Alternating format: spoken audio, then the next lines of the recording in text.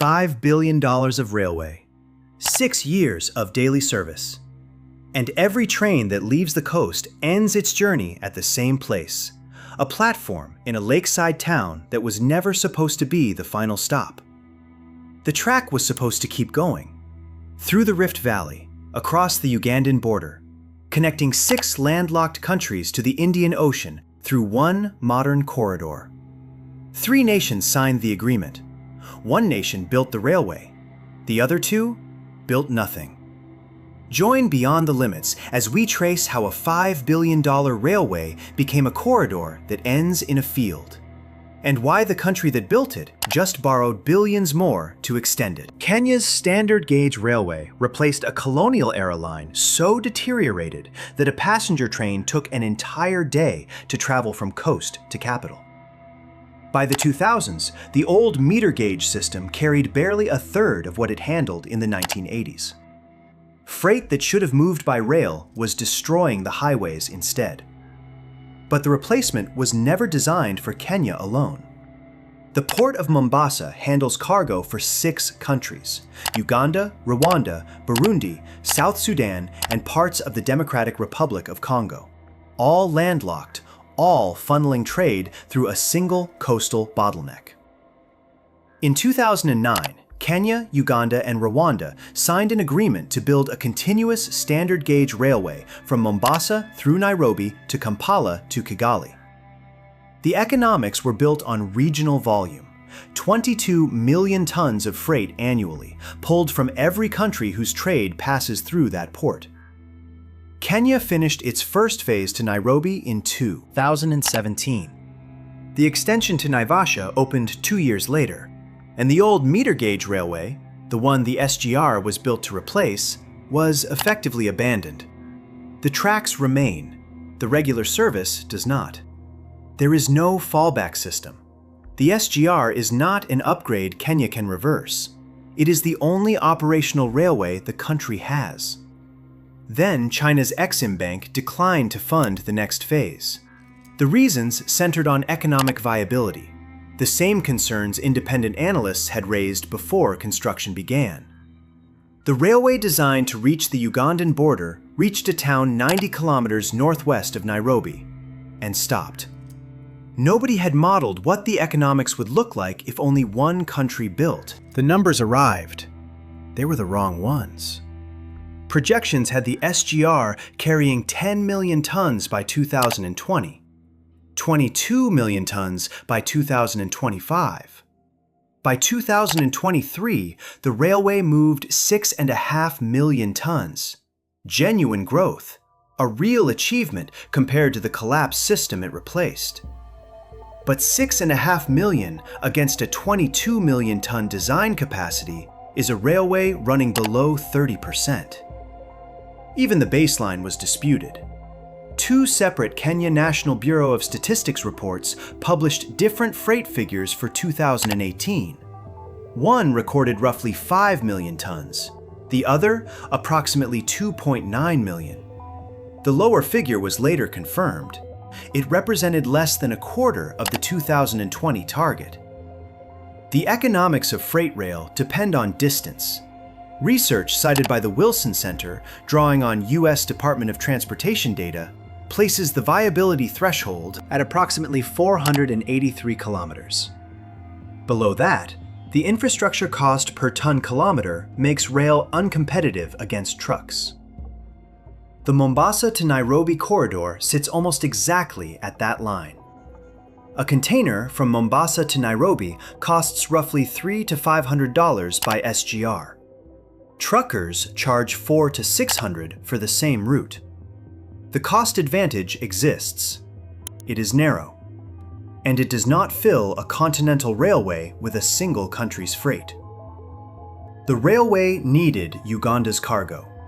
Uganda's railway did not exist. And here is the part the original business case never accounted for. The railway was supposed to take the load off Kenya's highways. That was half the justification. Less road damage, lower maintenance costs, longer pavement life.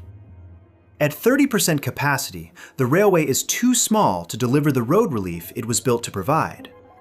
The infrastructure damage the SGR was designed to prevent is still happening. Kenya is now paying to maintain the roads and servicing the debt on the railway that was supposed to reduce the need for them. But the debt does not adjust for underperformance. Kenya's SGR was financed primarily through China's Exim Bank, approximately $3.6 billion for Phase 1 alone, with additional financing for the Naivasha extension pushing total borrowing past $5 billion. Repayments began in 2019. The structure assumed the revenue projections that the railway has consistently missed. The gap between what the railway earns and what the debt requires is covered by Kenya's general revenue, taxpayer money subsidizing a system that was built to pay for itself. Every year the railway operates below capacity, the subsidy continues. The debt is not waiting for the economics to improve. It is compounding while the track ends at Naivasha. So the government forced the demand. In March 2019, the Kenya Ports Authority issued a directive. All imported cargo arriving at Mombasa and destined for Nairobi would move exclusively by SGR. Truckers were locked out of the port corridor. The numbers responded.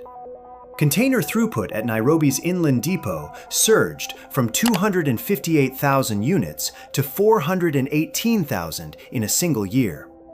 Revenue improved. The loan repayment arithmetic shifted, slightly, toward viable. Nobody in the directive's planning had accounted for what removing trucks from the port corridor would do to Mombasa's economy. The port city's entire economy had been built around cargo movement. Trucking companies, clearing agents, freight station operators, fuel stations, mechanics. An ecosystem that employed thousands, built over decades. The directive did not transition that ecosystem to rail. It severed it. 25,000 workers who built the railway had already lost their jobs when construction ended. Now the workers who moved the freight were losing theirs. The Kenya International Freight and Warehousing Association challenged the directive in court. Kenya's High Court struck it down, ruling it violated constitutional requirements for public participation. The directive was suspended, then partially re-implemented, then contested again. When President Ruto took office in 2022, he reversed the cargo mandate entirely, returning port clearance operations to Mombasa. In Naivasha, the inland container depot brought new warehousing, processing facilities, and logistics jobs to a town previously known for flowers and flamingos. In Mombasa, the same system hollowed out an economy that took decades to build. The railway did not destroy value, it relocated it, from a port city of over 1 million people to a town of 300,000. And the communities on the losing end had no say in the transfer. But here is what nobody talks about. For cargo heading to Uganda or Rwanda, the freight the whole system was designed to carry, the containers arrive at Naivasha by rail. They are offloaded, and then they are loaded onto trucks for the rest of the journey west to the border. The railway did not eliminate the road bottleneck for regional freight. It shifted it west onto a different highway, starting from a different town. The problem the $5 billion railway was supposed to solve is still happening. It just starts 90 kilometers further inland. On March 19, 2026, President Ruto launched construction of the extension, Naivasha to Kisumu to Malaba, the Ugandan border. 475 kilometers, over 500 billion Kenyan shillings in new borrowing. China Communications Construction Company as lead contractor. Target completion, 2027. The extension is being built on the same foundational assumption that justified the original railway, that the regional network will materialize, that Uganda will build its connection, that the full 22 million ton corridor will become operational, and the revenue will justify the debt.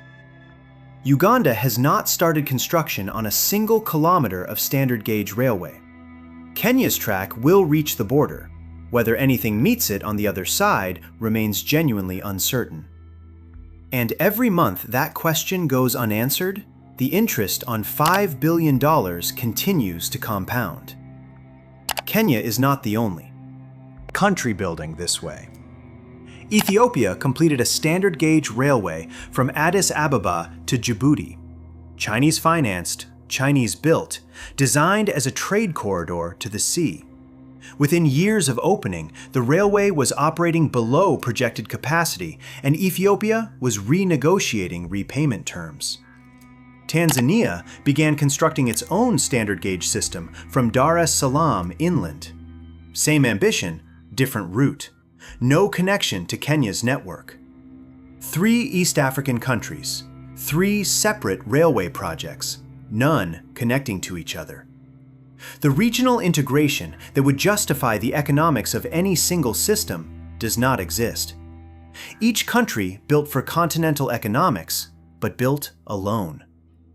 The pattern that created Kenya's problem is not being corrected across the region. It is being replicated. The Kenya Standard Gauge Railway is not a failed engineering project. The trains run. Freight moves faster and more reliably than it ever has on this corridor.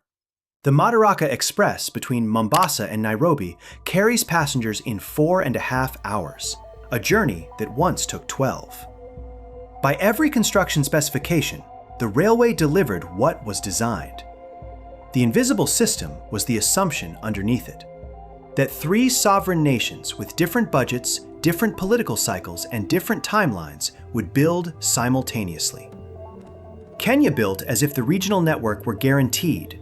It never was, and debt does not wait for certainty. As of 2026, Kenya has invested more than $5 billion in a railway designed for a regional system that consists so far of one country's track. The extension now under construction will push total commitment toward $10 billion. If Uganda connects, the corridor begins to justify itself. If Uganda does not, Kenya will have built the most expensive national railway in African history, on the economics of a continental one. The trains run every day, and for now, they still stop at Naivasha. If that resonated, hit the like button. It tells the algorithm this investigation matters. If you want to see what happens when the same logic plays out with water instead of rail, the Three Gorges Dam video is on screen now. Same scale, same invisible system, consequences still compounding. The Dubai Palm Islands investigation is right beside it. Same engineering triumph, same forces nobody measured until it was too late. Subscribe if you're staying. We are not done.